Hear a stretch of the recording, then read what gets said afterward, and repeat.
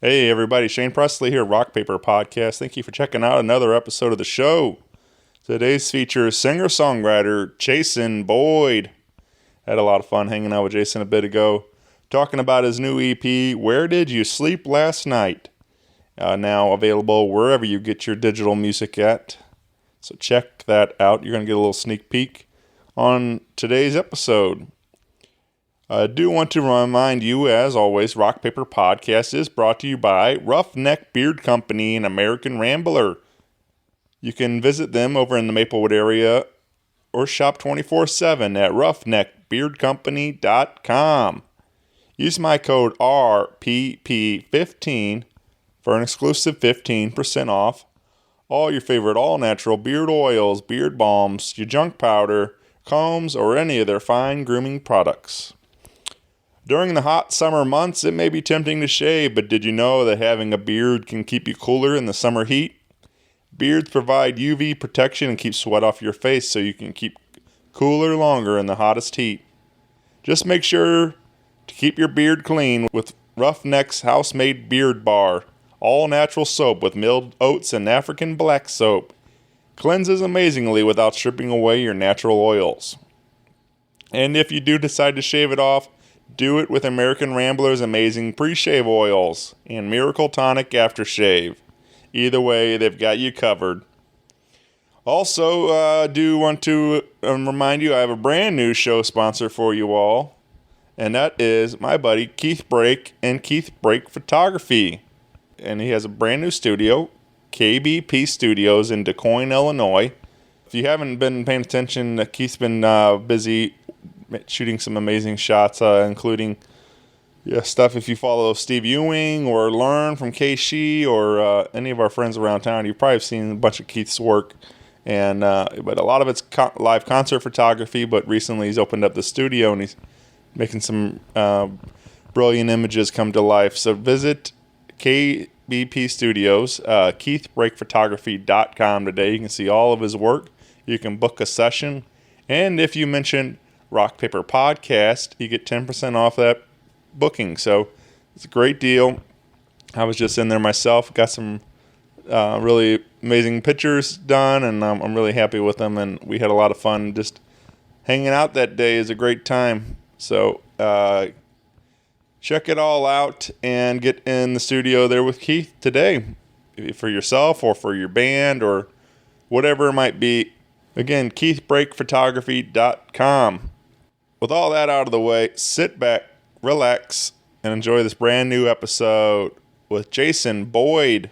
Podcast is kind of like it's like a radio show that's not on the radio.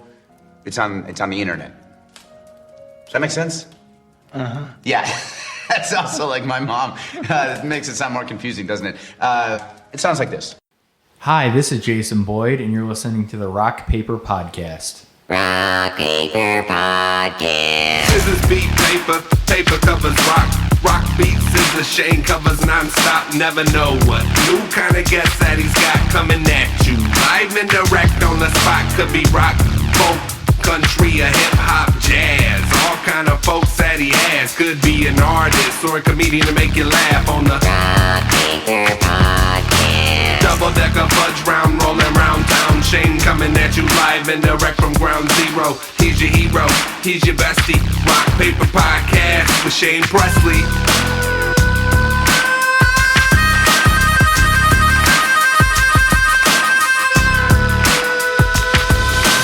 Rock Paper Podcast. Hey everybody, Shane Presley here, Rock Paper Podcast, coming to you from St. Louis, Missouri. Hanging out today with Jason Boy. Welcome to the show, man. Hi, I'm happy to be here. This is cool, cause this is, I say it a lot doing the show, but really this is exactly why I continue to keep doing the show, because we just recently met through the internet, and you kind of hit me up saying, hey, I'd love to do the show, and here we are, man. We're sitting down. We got a brand new EP to talk about, but this is what's exciting for me, is constantly discovering new music coming out of our town and meeting the people making it. So thank you for doing this. Awesome. I'm just happy to be here and get to talk about my EP, but also just talk about some of the cool stuff going around in St. Louis as far as the music scene is concerned. Yeah, man. I know. Well, it didn't really focus on the music, but Time Magazine just named St. Louis like one of the 100 greatest places to live or something, or whatever it was, or something like that. And it highlighted a lot of great things in St. Louis, but our music, I think, I'm sure a lot of cities probably feel the same way about their music scene, but I feel like St. Louis is overlooked a lot in the music, and it's just like there's definitely bubbling up, it's a lot of kind of hotbed right now for music, and so many of our friends are out there on the road, touring and spreading the word and stuff, but I just wish more people knew what was going on here in our St. Louis music. Absolutely. So that's why I continue to try to keep spreading the word, try to do my part to highlight my friends and stuff. So, but yeah, a lot of good stuff happening, and it's cool, man. But anyway, so like I kind of like to start at the beginning and kind of see, just get your story right from you. It's like it's one thing to go on a website or whatever and read a bio or something, but I like it's always cool to kind of get it directly from you and stuff. But so like was St. Louis always been home for you? Yeah, St. Louis has always been home. I went away to a small college sort of north of Springfield called Bolivar, and the college was called Southwest Baptist University. And so for about 3.5 years, I was sort of based out of there, which I really liked, actually, because I could book shows in Springfield and then also in Bolivar, and then I could come home for the summer and I'll get to book shows in St. Louis. And it sort of made me feel bigger than I really was, because I could like whenever first in 2017 when I first released Union Station, I called it a tour. It wasn't exactly a tour because I lived there, but I did Springfield, St. Louis, and then my fiance at the time lived in Kansas City, and so I booked a Kansas City show, and then I also booked a show at 2 coffee houses, one in Pittsburgh, Kansas, and one in Fort Scott, Kansas. And I said, it sort of got to make me feel high and mighty that I just had an EP coming out and I was already on tour. And it was fun though. It was a good experience because I think that's the number one thing with being a musician, or even just going to a lot of shows, is you meet so many different people, and especially if you escape, I guess, the genre that you really like. For me, that's folk music or like oldies rock. But if you sort of just escape that, you can meet so many different people. I still have a lot of good friends that I've met from playing in Springfield, but even also in playing in St. Louis. And so, yeah, I don't know if that answered your question, but those sort of the genesis of where this all came from. Well, and I guess the other thing too, I was in a country band sort of in high school. I was only in for like 6 months. You know how that goes. We played one show, and I knew I really liked gigging. But one of the hard things with gigging is you have to find the exact right person who plays drums, the exact right person who plays bass, who plays whatever other instruments you need. And it sort of dawned on me one day, like, I don't need a band. I can do this. And I still am sort of perpetually looking for that right group of people. But I think for right now, it's just fun to get to play by myself because I can write the music, and the only schedule I have to worry about is mine. So if I want to practice songwriting or just practice performing, I can do that at 4 a.m. As long as my neighbors don't mind. Right. But yeah, I mean, I guess there's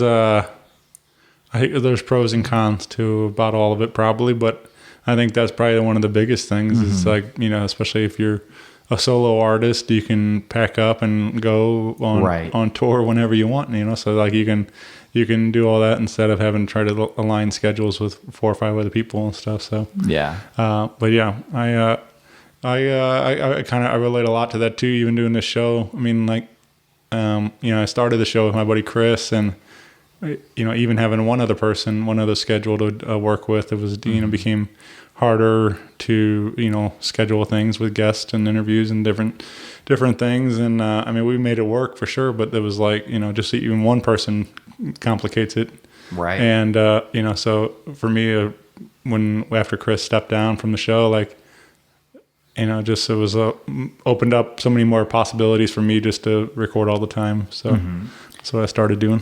But I think the biggest thing I'm missing from doing solo, that I think I'm trying to figure out some other avenue to get this feeling, is that feeling of pushback, of every good collaboration. I need someone to say, "Oh no, Jason, what you're doing is stupid," right. or even what you're doing is great, but here's a better way of doing that. Yeah. And so I think I found that the guy who recorded about half of the new EP, his name's Tom Lastly. He's in a metal band called Chaos Bloom, St. Louis native.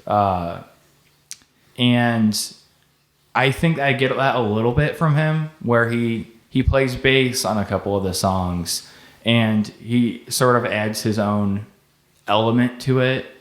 And I think John Brown has percussion in it that I would never have added. Sure. And at one point, Miss M had bongos in it, and bongos did not stay in it, but I would never have even thought to put bongos in one of my tracks before. And so I'm getting that a little bit. And yeah, that's just the fun of collaboration, like saying help. Having the input from all these people help push a song in a way you never thought of. And so, yeah, I agree. I think that is the nice thing about having a band and having all that, different ideas coming through, the different creative, process and everything. So, but yeah, man. So where did all this start for you though? Like, was it you saying that EP came out in 2017, but had you been playing long before that, or is this all fairly newer still? I've been playing I've been doing shows of any kind since probably 2011. And with long periods in between, like I said, I was in a band for like 6 months, right. And then there'd be a 2-year gap, and then another band would have me come in and play bass at one show and that sort of thing. And so I've been in lots of bands that have sort of gotten the groundwork going, but then for one reason or another it fell apart. And about 2016, so I graduated from high school in 2015, and about 2016 I started really seriously considering playing solo. And I met a guy named Tanner Qualls who recorded the entire first EP, Union Station. And he's also a Kansas City native performing local artist. He's won all sorts of songwriting awards over there. And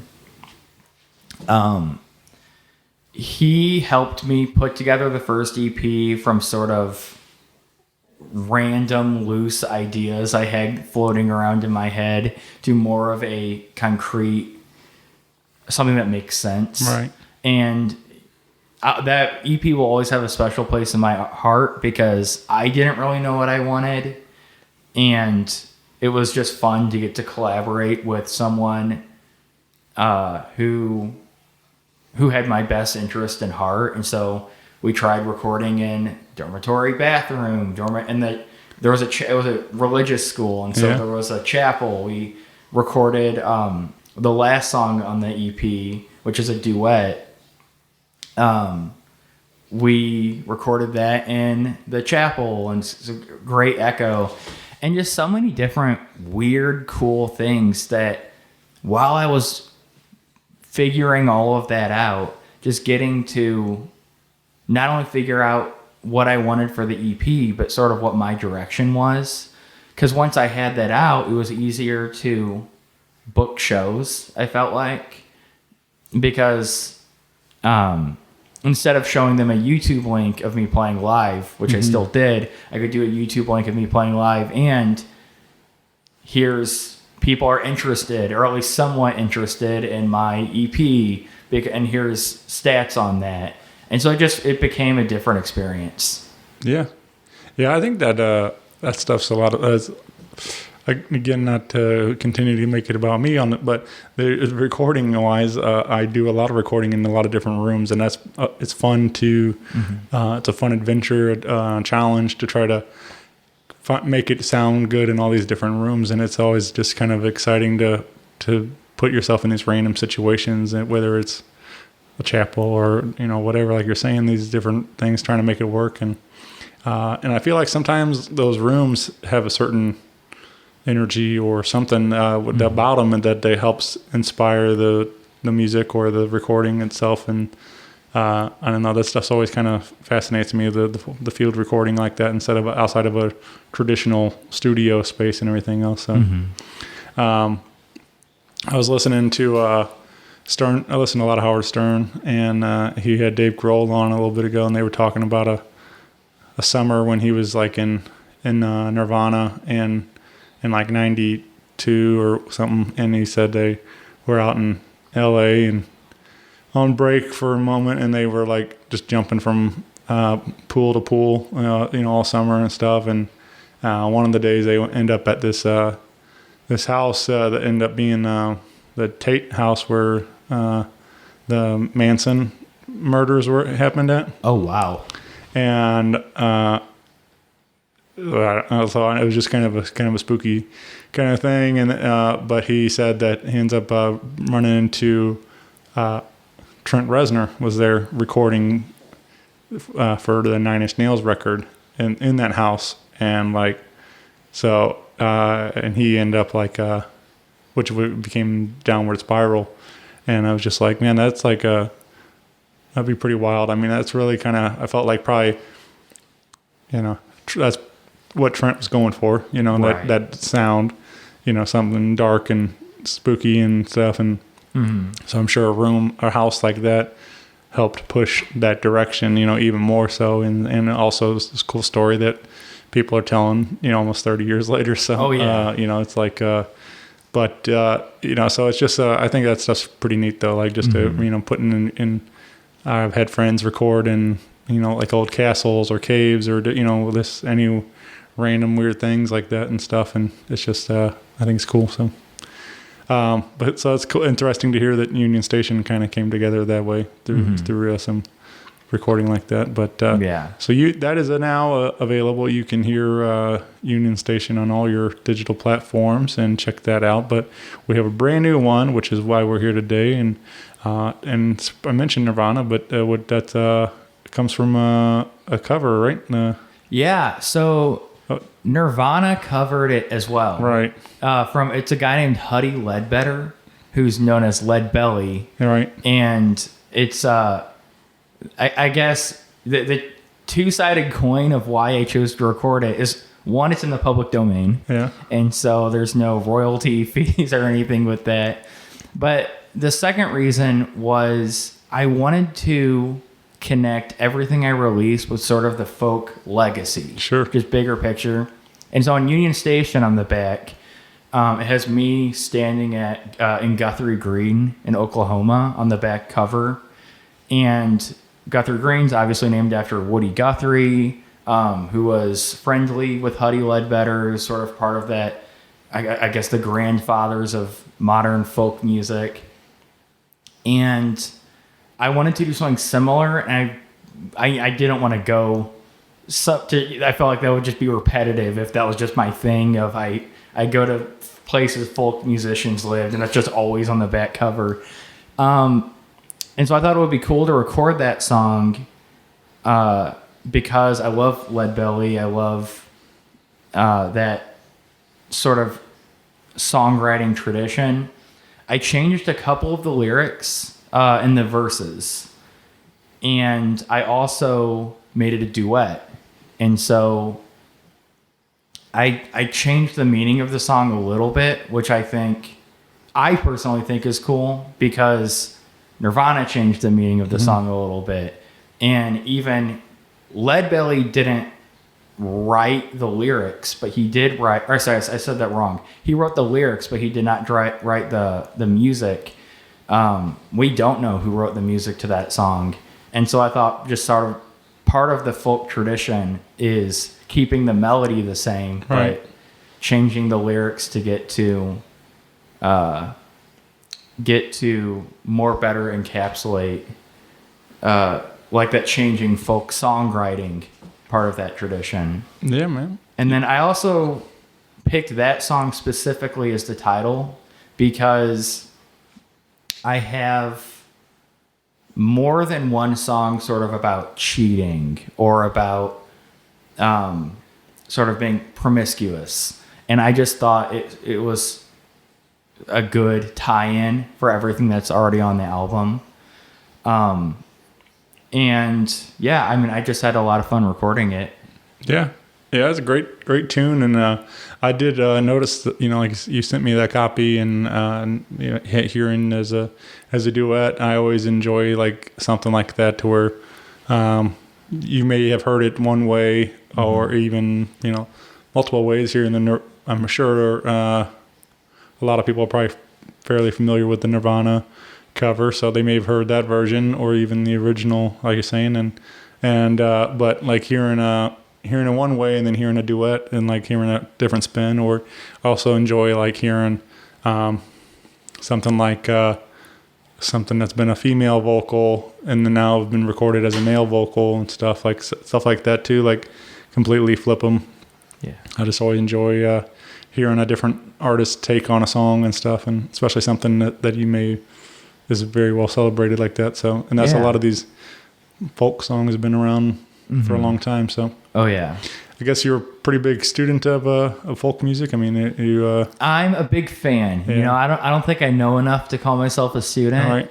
But I didn't do this on purpose, but it became an accident that I couldn't make myself stop doing. Since 2016, when I started performing solo, I have opened every single show with House of the Rising Sun, which is another folk song that everyone's covered. Every rock band has. The Animals, of course, have the really famous cover that everyone knows. And I got like 6 or 7 shows in like 2016, 2017. And someone said, "Oh, I love how you start every show with House of the Rising Sun. That's so cool." And I went, "I do?" I just like it because, and if you're listening, you've heard me play live, you already know this. I like to scream. And so it's a pretty energetic compared to everything else I play. And I think it just sort of is my way of trying to hook the audience in. Sure. Because I usually, after that, go to something like a love song or something that's just sort of softer. And it's a lot of fun for me, but it's too late now. I mean, it's 2021, and I'm going to start every single show I ever do with House of the Rising Sun. Yeah. For the foreseeable future. All right. Well, we're saying, Where Did You Sleep Last Night? Of course, the new EP due out here very soon, right? Yeah, it'll be out on July 30th. Okay. It'll be anywhere you can get music. It will be there. Well, we want to share a couple of tracks to give you a little sneak peek today. One of those you sent me was a song called "Gingers Can't Be Spacemen," right? Mm-hmm. And this was, and I'm assuming the rest of this is the original stuff, right? Yeah, everything except for the last track is original. Right. Cool.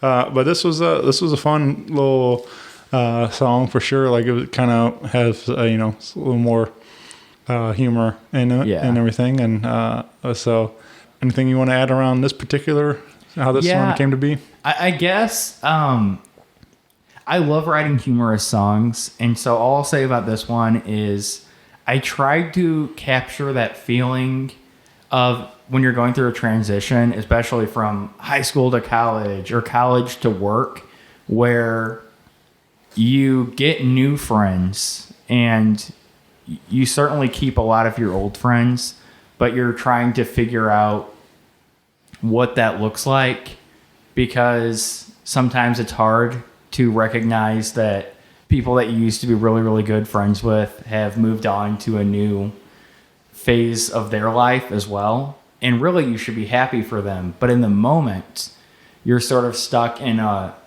well, what I do wrong? When it's just you're in two different places now. And so that song's just about trying to figure that out and what your mindset is in that moment. Yeah. Nice, man. She left our home this morning, or she was out last night by 10. Didn't leave much warning, didn't know if we were still friends. Only one thing could be made to blame. Gingers can't be spacemen, but non-freckled folks with red hair can. Jazz and blues and space require a soul. Gingers can't be spacemen, but non-freckled folks with red hair can. Jazz and blues and space require a soul. She's quite pretty, at least for a guy. Hearing her voice makes me wanna go crawl up and die. Makes me wanna go fly far, far away. But no, cause juniors can't be spacemen, but non-freckled folks with red hair can. Jazz and blues and space require a soul. Gingers can't be spacemen, but non-freckled folks with red hair can. Jazz and blues and space require a soul. She once was lost, but now she's found. Did you know in space there ain't no sound? No one will have to hear her bitch and complain. Gingers can't be spacemen, but non-freckled folks with red hair can. Jazz and blues and space require a soul. Gingers can't be spacemen, but non-freckled folks with red hair can. Jazz and blues and space require a soul.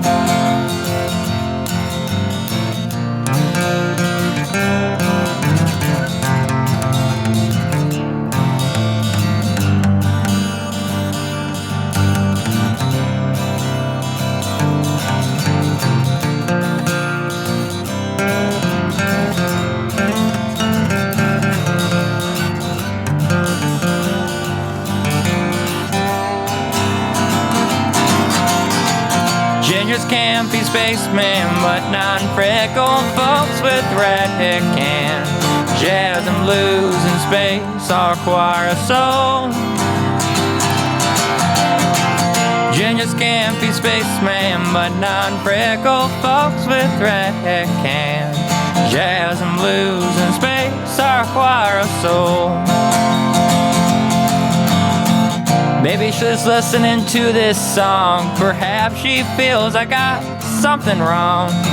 Well, honey, we can go to Mars and work things out. Oh, no, but gingers can't be spacemen, but non-freckled folks with red hair can. Jazz and blues and space require a soul. Gingers can't be spacemen, but non-freckled folks with red hair can.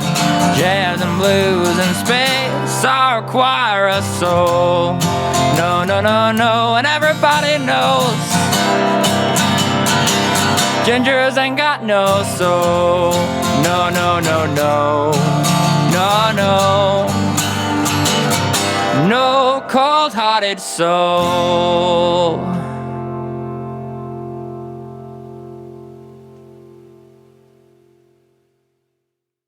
Yeah, that I enjoyed this a lot. You know, like I'd listen to Union Station online and everything, and so I kind of had a fair idea. Like it was kind of what to kind of expect coming out of this. But you know, I was when I was really impressed with the songwriting there and Ginger's Can't Be Spaceman, and just I enjoy that stuff too. Just a kind of a more of a slightly humorous take on some of the stuff, not so serious all the time things, or have a little fun with it. Yeah. So yeah, sounded good, man.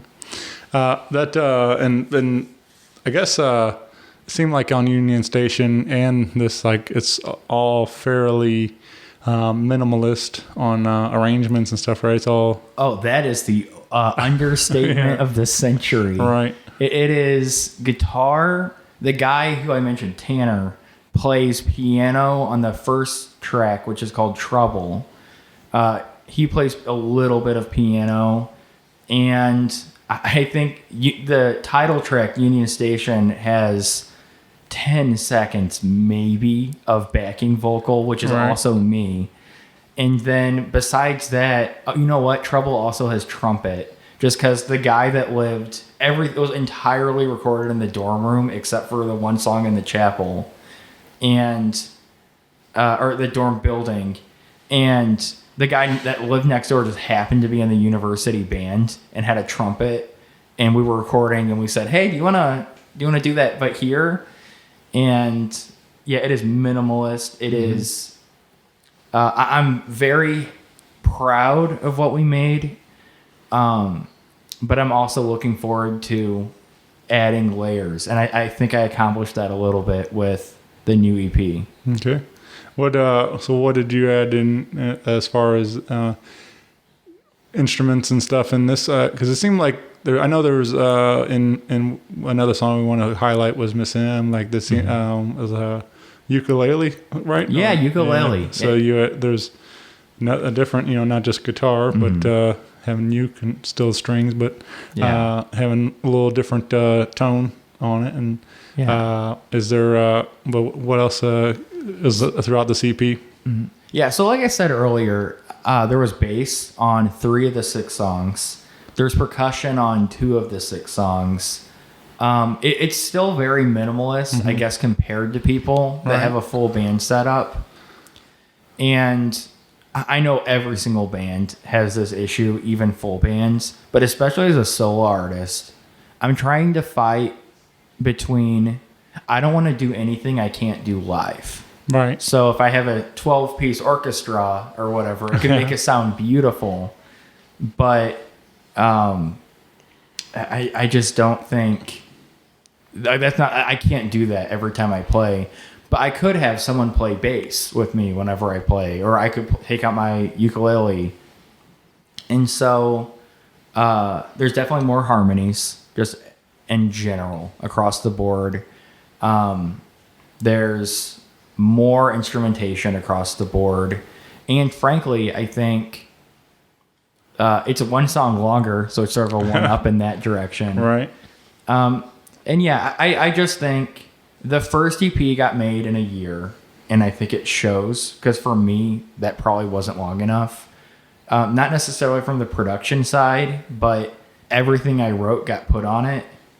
It probably took me 20 to 30 songs to figure out what 6 songs I wanted on this EP. And I think it also shows there where I was much more selective. Because I've been working on this since about 2018. So about a year after. And I was pretty strict on what songs I was okay with putting my name behind. Whereas I didn't necessarily... The first time was about making an EP. This time was much more about making a good EP. and so I hope I accomplished that. Yeah. But what do you think your biggest takeaway or biggest something you learned between the two now, like the second time around? That what's like the number one thing you're like, I need to, this is it, this is what I something that you learned or you want to even continue to pursue for the third one and stuff?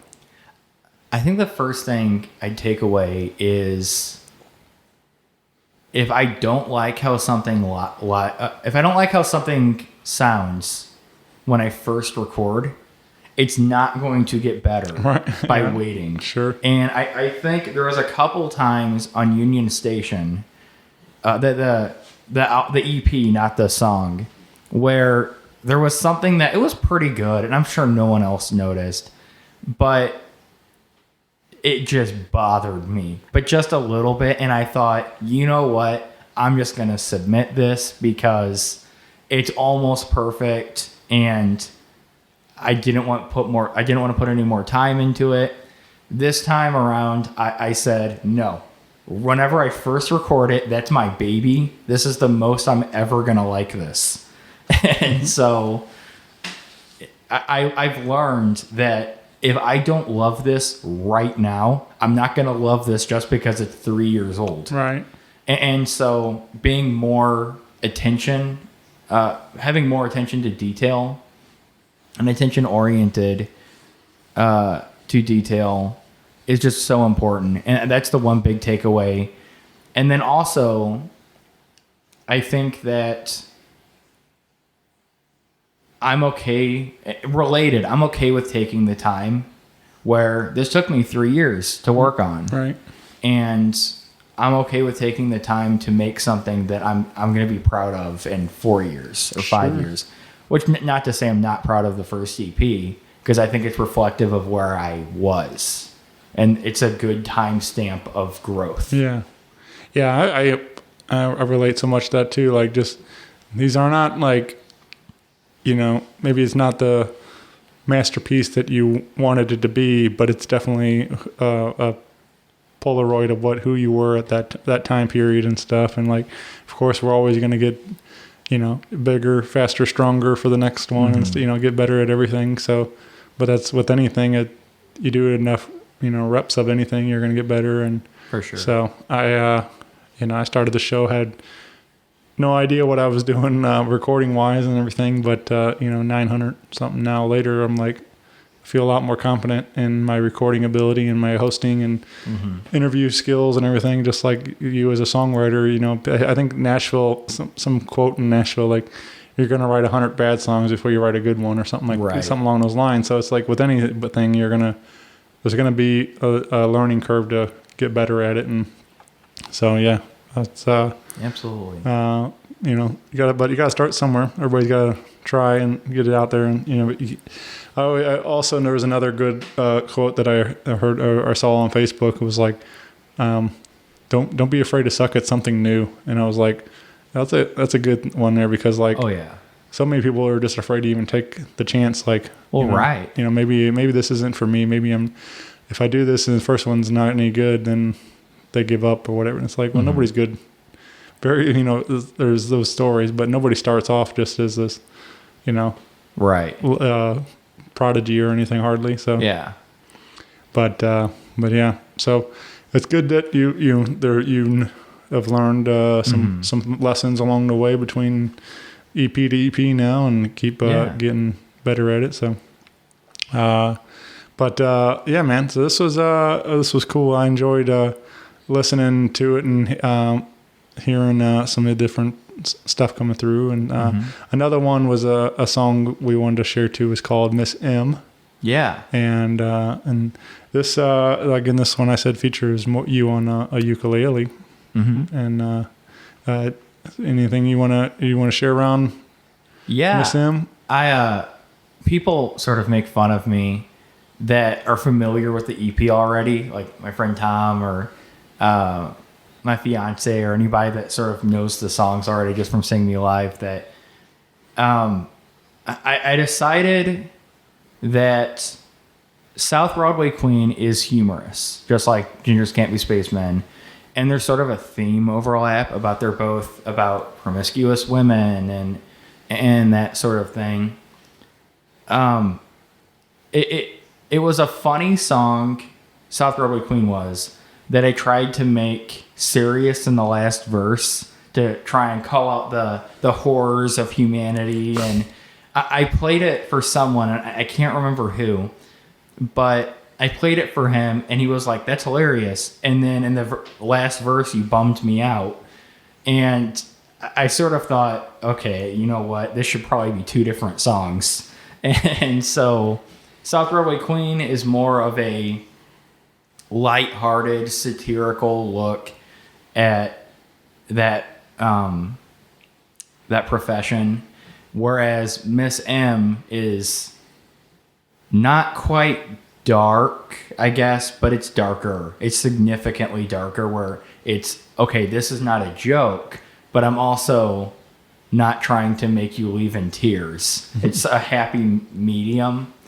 And so it's just that sort of thing that I was mentioning earlier, where I appreciate the pushback, where I have people in my life that are willing to say, Jason, if you release the song this way, it's not going to end well. And I don't like writing dark songs, but I felt like I had a dark story to tell. So for Miss M, I used ukulele, and I used a major chord progression to try and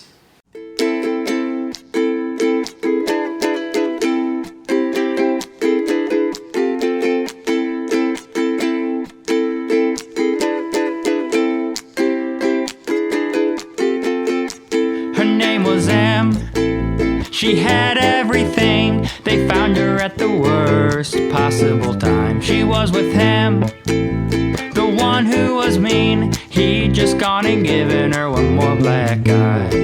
Bye, bye, bye. She never even said goodbye. She was his high. His name was Stan, but barely half of a man. He built himself up slowly just by knocking her down. Down, down, down. When there ain't anyone around, he brought her down. He was a special kind of a guy, the kind of guy who loves other ladies at night. She didn't mind, 'cause they were one of her kind, but kind was something that never crossed Stan's mind. Mind, mind, mind. She only ever called him mine until this time. She looked broken, never quite restrained, when she opened fire towards his brain. Flesh and silence, there's no sound, no pain. When the gun went off, the verdict was plain. He's going down, down, down, where lots of souls and flames abound.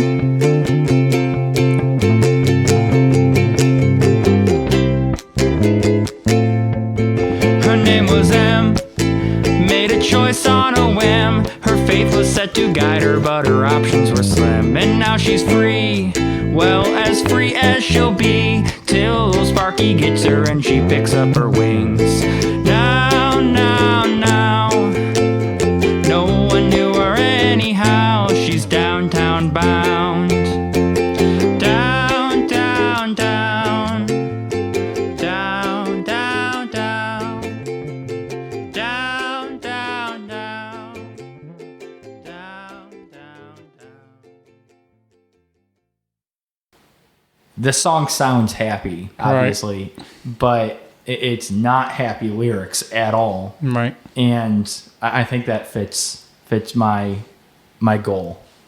Yeah, that's I don't know if you're familiar with there's a great line in Robin Hood Men in Tights from the Mel Brooks movie. He says, he goes, "Could you just tell us the bad news in a good way?" And and then so he like tries to be all smiling and laughing the whole time as he's telling him, Robin, beat him up and all this stuff. But anyway, it just cracks me up. It just I think there's a lot of stuff like that, especially in pop music. The people you have this catchy, poppy song on the radio, but you listen to the lyrics and it's like, man, that's pretty messed up. Like, oh yeah, there's one in particular comes to mind is there's a song called Pumped Up Kicks. And I don't know if you ever listened to the lyrics of that song, but like it's pretty sad. I mean, but it's such a catchy little groove to it and everything, Right. and the hook and everything. It's just like all people singing along, and it's like I don't think they even realize what they're singing quite. No. It's like, but it's got just a great melody to it, and so. But yeah, I think that's a good thing to try to shoot for and stuff, to try to like make it a little happier and stuff, even though it's not so dark and Right. sad and everything or whatever. And but yeah, I enjoy that kind of stuff, just to kind of just to be able to play with music that way and stuff, just to try different things like that. But yeah, man, Where Did You Sleep Last Night going to be available in the end of July here, and you can find it on all your platforms. You do have physical copies available. Yeah, I do. Is there a good way to get a hold of one of those? Yeah, I have a page. It's Jason Boyd. It's sort of a blue profile picture of an Irish guy holding a guitar. And if you message me there or on my personal profile, I will make sure you get a copy. Yeah, very cool. Yeah. I always enjoy, I know CDs are kind of on the way out and stuff for a lot of people, but I enjoy having the physical copies around. Yeah. I enjoy collecting a lot of vinyl as well, and just as a fan, I enjoy having all those, like having a tangible product in my hand and stuff. I like reading liner notes. I like looking at like you're saying, the art and the pictures on the back and stuff, and all those things. The whole process of this is not just a collection of 5-6 songs or whatever. It's a piece of art. The entire thing. Well, and I agree with that so much. I know for me, I'll buy CDs if I really like a band. I don't really buy like big name artist CDs, but especially like local artists, I'll buy their CDs and I'll realize I'm listening to the music all the time, but I'm listening to it on MP3. And for me, half the fun is building that collection of it's a physical representation of this is the music that I like. And I think for me you're right. It does remind me that I might like this song best from whatever they produced, but it was produced among a collective, and it was an art. The art is the album or the EP or the single, not just one song. Right. Yeah.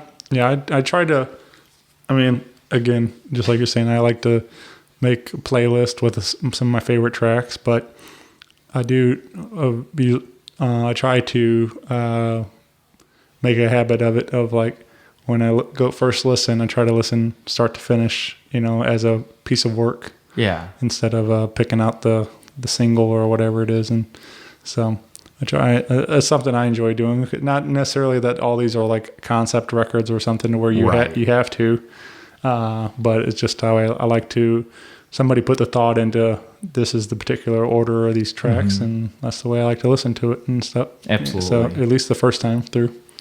So, well, I've been going around asking some of these random questions, Jason, and if you wouldn't mind entertaining some of these for me. Sure. They just I don't know. A lot of them actually kind of came from Ellen. I don't know, like she has this like segment she was doing, like a hot question thing, and I don't know. So a lot of them kind of came out of that. They kind of just silly things that made me laugh. But what's a song that always gets stuck in your head? That's a good question. Short answer is basically everything. My fiance will tell you that I will hum for no particular reason the Jeopardy song while I'm cooking, or the theme song of whatever show we were just listening. Yeah. I know one, and I swear I'm not trying to just throw a plug to another local St. Louis band. There's a song by a band called Chaos Bloom, they're awesome guys. They're like sort of soft metal. I don't know if they would like being called that, but they're metal. Yeah. And they have a song called Dancing in the Sun. And I swear I get that just stuck in my head, and I hate metal, but that song by them, I get stuck in my head all day. Nice. Yeah. I know. I mean, I know the name. I don't know if I know many of those guys personally yet. So yeah, they're good guys. They're good. Need to maybe get them on the show and have a chat and get to know them a little better. All right. This one kind of came from Stern Show also. They had, but what would be a dream dinner for you if you could have a few guests over, 3 or 4 people or something that you really admire or like, and just hang out and have a conversation for the night and stuff? Who might be involved in that? Well, I assume they have to be alive. So you can, well, it's a dream. I mean, it can be past or present if you okay, if you choose to. I'll start dull and get more interesting. Just because the honest answer is the second president, John Adams. Love history, love government, politics, all that stuff. So, but then as far as music goes, I would say Steve Goodman, who wrote City of New Orleans. He wrote a couple of other big folk songs, and then Bob Dylan. So if I could have, I guess we're having a 4-way date. Yeah. But that I would love to just pick any of the 3 of their brains. Yeah. Yeah. That Bob Dylan wrote a couple of good ones. Yeah, I think he has 1 or 2 hits. Right. Yeah, I think He, I don't know, man. It's impressive his catalog, and I'm not like super fan of his singing, but his writing is incredible. right. But he, I mean, I do enjoy singing on some of the stuff, but I mean, you can't deny the writing ability and stuff for sure. So. Well, and that's the awesome thing with him is I have friends that will claim they don't like Bob Dylan, but then they do like Jimi Hendrix. Oh, yeah, and sure. they love All Along the Watchtower. And I'll say, well, then you like Bob Dylan. Yeah. And there's 100 examples of that where the song is just so good that it begs to be covered. And it begs to be covered like greats or by greats. And so it's just, he's very talented. Oh yeah, but yeah, I think that would be interesting to sit and pick his brain for a while. Like, I've heard he's not very personable, so I don't know how enjoyable that would be. So maybe for me, maybe the other 2 guys will carry the conversation. Yeah. But yeah. All right. What about a dream duet or collaboration? oh wow, Is there some particular person you would like to work with? wow! That is such a good question that I probably should have thought about before. Honestly, I would love to do something. I'm thinking obtainable. I think the River Kittens are so talented. Yeah. I don't know what that would look like in sort of my dream world. Right. But I think just because they are like St. Louis superstars in the folk genre. Oh yeah. And so I think there's something there. Like there probably isn't. But I just think even if it's opening for them would just be so awesome. Sure. Yeah. They're one of the best for sure. I'm a big fan of their work. And it's so cool to see their success now out there with Allman Betts Band and on the road and doing stuff, working with Devin Allman on his record label and stuff now. And anyway, so just like they're out there doing it, they're living the dream and stuff. So it's really cool to see. They got to play the Ryman in Nashville just a while back and all this stuff, like record at Sun Studios, and there's just so many cool things that are coming their way, and after all this hard work and stuff. So it's I'm really happy for them. Oh, me too. I've been a fan for a while, and so it's just really cool to get to see them finally, for everyone else to sort of catch on to what we already know. Sure. My roommate can tell you that I had one of their songs as my alarm in the morning, and so he would just sort of make fun of me and be like, I'm on my way, Jesus. And just because just every morning for a year, just he would loudly hear that. Because, of course, I don't wake up to the first alarm. I wake up to the fifth alarm. Right. And so just their River Kittens going off nonstop. Do you do a cover or anything from them, or No, I've never covered them because I guess that's one of my rules is the song either has to be so popular that everyone in the room knows it, or regardless of popularity, can I add something to it? Right. And with just how great their harmonies are, I don't think there's anything I can just by myself that I can add to that. Yeah, I get that. Yeah. Yeah.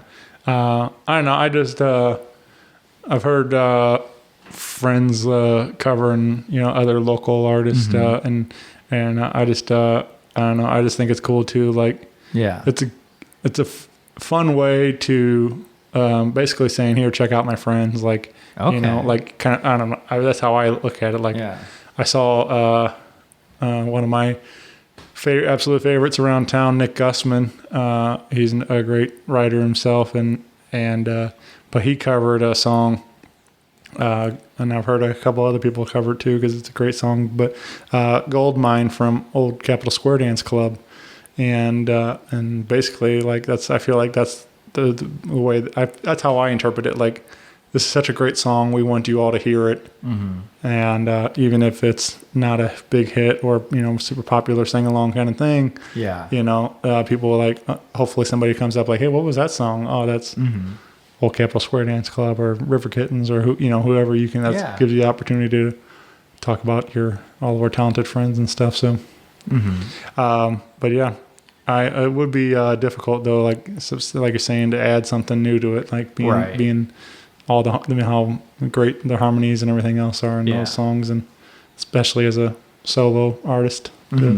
So you want to do it proper justice if you run a performance. So, but yeah, man, they I agree though, they're super talented. What would be a movie or a TV show you wish you were in? Could you see yourself living in a certain world that or something from a show? Oh, see, my favorite TV shows, I could say Game of Thrones or Mandalorian or one of those other awesome TV. I do not want to live in either of those. Unless I'm rich and taken away from all of the violence that makes things interesting. I want to live I want to live with Barney, where everything's soft and everyone's happy, and I don't know. I think, to try and give an honest answer, I guess it would be fun to live in if I have to pick one that I actually watch, Mandalorian, like on one of the rich planets, just sort of doing rich sci-fi stuff while there's wars going on far away. Yeah. In galaxies far, far away. Yeah. Long time ago. Yeah. All right. What about, is there something you think you could get into the Guinness Book of World Records for? No. Yeah. I want to give you a funny answer, and I just do not know. Yeah, that's a tricky one. Yeah. That's the thing, though. Like, almost everything's in there. It's like so many silly things that you're like, how's that even a thought that to be a record? And well, I saw one. It was like, because I guess most people in one place is in itself a record. Which I guess that's not even a skill thing. That's you're good at mass media and you're good at organizing. Yeah. Yeah.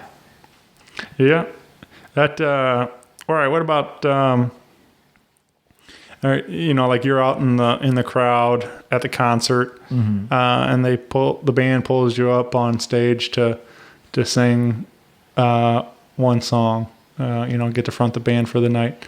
Who's the band and what's the song? What would you like to do? Well, I could. Most songs they're about to regret their life decisions.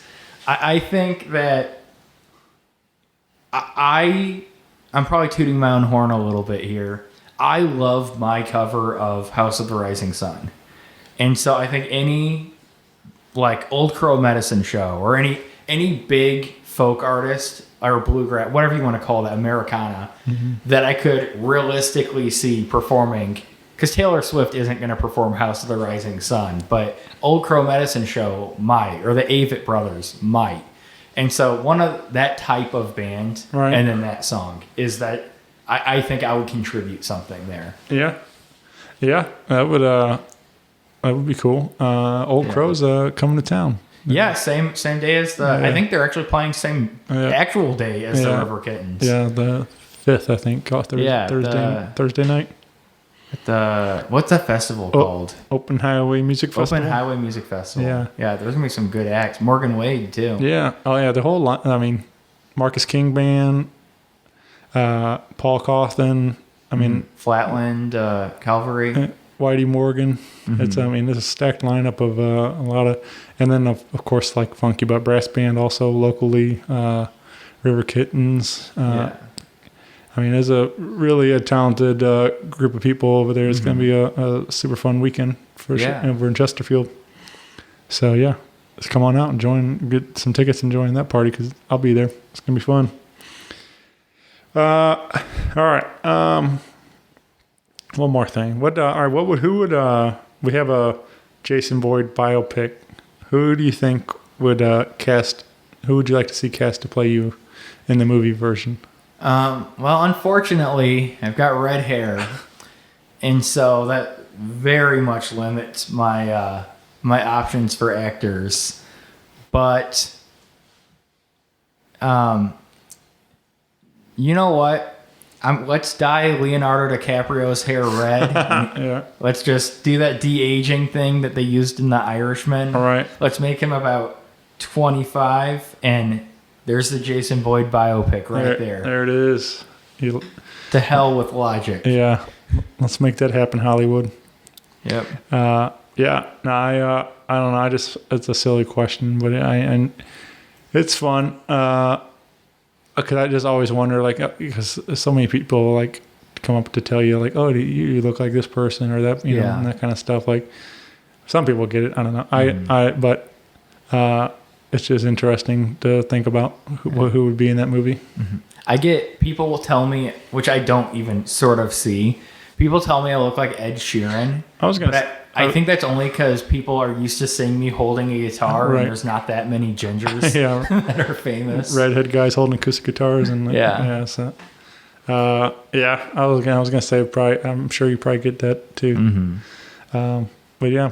Well, you again get plugged in all things Jason Boyd on your Facebook, and you have Instagram too, right?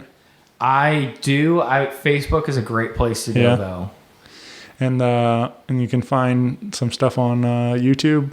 Yeah, YouTube's great. Apple Music, Spotify, Amazon, basically anywhere you buy music, I'm probably there. And feel free to reach out to get a physical copy of the EP. Where Did You Sleep Last Night?